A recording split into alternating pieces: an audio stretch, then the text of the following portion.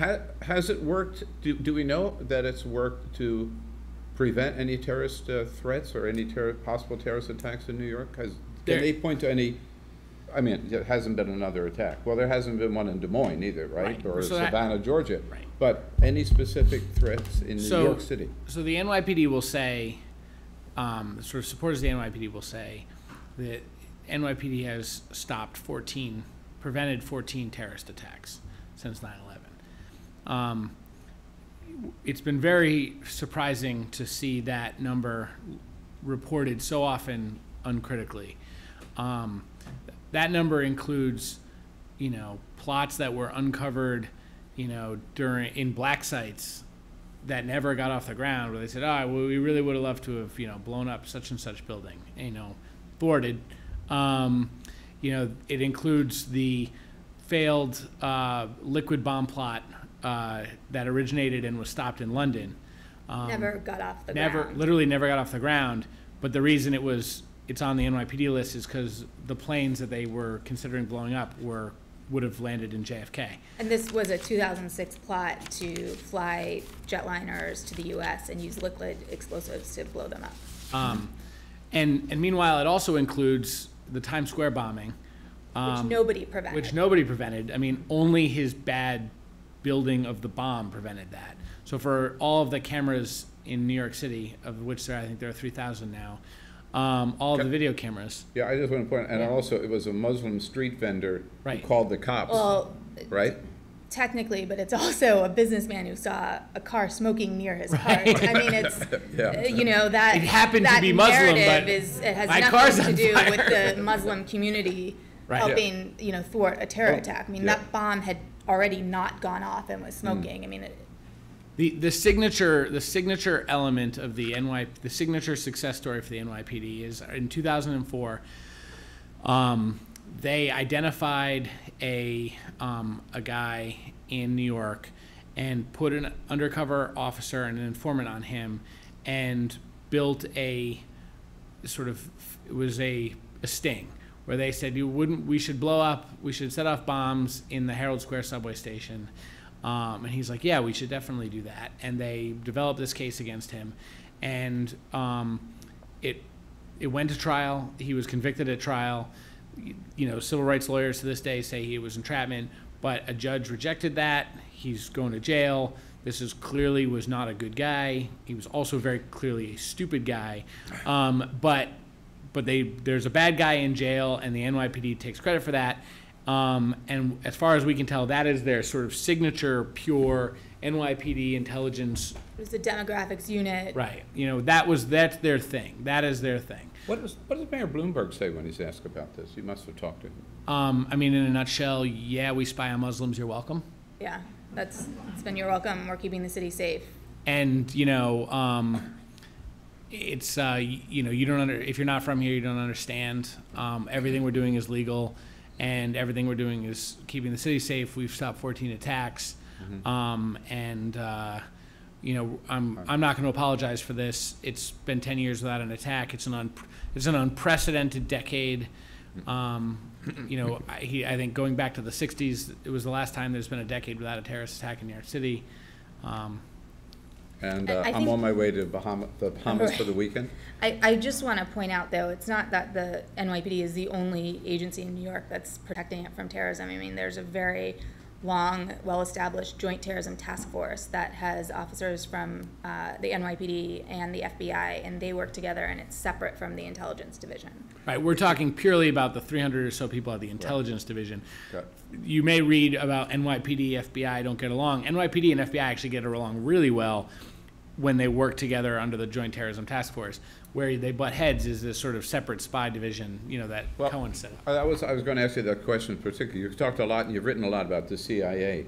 And again, we're talking about this domestic spying operation. Is the FBI involved in that? No. In fact, the FBI had standing orders in New York. We don't accept any intelligence from these sorts of programs. Like, you don't keep them, we don't take them, because if they take them, then the FBI kind of gives them a stamp of approval, and when they come up for inspection, every field office gets inspected, and if they see the stuff in the files, somebody's going to get in trouble. Like, you're not allowed to keep this stuff. Now, there is a story today, I printed it out from the wires just today. FBI didn't tell NYPD about Al-Qaeda underwear terror plot. So the NYPD is now complaining that Robert Mueller didn't inform them when they got the latest guy with the new underwear bomb. Mueller didn't inform a lot of people in the federal government. But I mean, it was a secret. Well, they were saying, again, the plane was going to land at JFK. Well, they should have been informed. There was no plane. right. There was no plane. The guy who got the bomb had been working for the CIA the whole time. There was never a plane. There was never a target. Ticket. So there was never a ticket. So the idea that it was going to land at JFK is only because that's the major airport. I mean, that's an assumption. But further, I mean, look, is this Mueller and Kelly? You know, I'm not going to brief you, maybe, but at the same time, I'm sure they didn't brief the LA police chief either, or the Miami police chief, or Chicago, or Washington. And this shows more than anything that in New York's eyes, New York is one of the 16 intelligence agencies of the United States. Except that it's not. Except that it's not. It would be the 17th, and it's Right. not. Right. So I'm just about ready to get to your questions. I have to ask you, so you're the first ones to report on this. You did this great series of articles. You won the Pulitzer Prize for it. What's been the reaction in the Muslim community, in the general community? And surely there have been cries of outrage and demands for investigation, and we got to get on top of this, and we got to stop this. Eileen, right? Well, I'll start with the Muslim communities. And when I started reporting on this, I learned quickly that there is no one single Muslim community in New York, where there's, you know, a more homogenous Muslim community in the Detroit suburbs. This is very disparate, and they all have different organizations, and within those organizations they have different organizations, and no one is in agreement. One partner with the city is, you know, they're trying to vote him out from not being able to meet with the police commissioner and the mayor, even though there is no voting system. There's nothing that put him there in the first place. So they don't really come together and, you know, agree on a lot of things. So a lot of the local groups were outraged, and, you know, some did their own sort of know your rights meetings, which basically they were teaching people how to spot an informant. They, you know, the community feels that they're being targeted and tricked into, you know, turning somebody in, and the details, you know, what they're saying, how to spot an informant is you're basically describing what a terrorist would also be like. And so you're saying, don't turn this, you know, don't talk to him, don't turn him in, you know, don't call the police. And that, you know, no one differentiates between the NYPD and the FBI. So now the FBI is losing grounds in the community. They're not going to go to them. Everyone's going to think it's an informant. And some of the national Muslim groups were slower to come out against it. But basically, they all still meet with the White House. No one is demanding that the White House take any sort of position on this. And they are upset about it. They disagree with it. But they also are focused on the rest of the country and the rest of the Muslim communities around the country. And I just wanted to add one thing to what Eileen said earlier about looking for, you know, one thing happens and then suddenly now everything that happened, everything like that is now suspected of being terrorism. There was a case in Little Rock, Arkansas, where a guy named Carlos Bledsoe changed his name to something that I don't remember what it was. It was an Arabic name. Converted to Islam, changed his name, and then 2 years later opened fire on a recruiting station in Little Rock. And there was another case where a guy with a Arabic-sounding name changes his name to David Coleman Headley, which he figured was a very generic American-sounding name, so that he would go unnoticed and would be easier to travel and participated in a terrorist attack in India.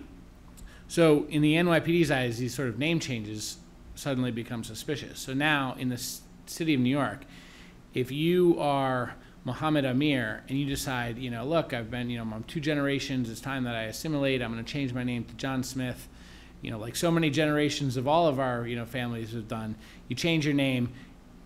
Mohammed Amir sounds like an Arabic name. John Smith is American. You're going to go in a police file. You're going to get background checked. You're going to be kept in a database. And similarly, if John Smith converts to Islam and decides to become Muhammad Amir, he's going in an intelligence file, he's going in a database, and they're going to keep those, and then they're going to run. They can check your travel records, all your international travel records. They can run credit reports in some instances. They can check your immigration status, and all of this stays in centralized databases that they can then run off of all the other databases they have.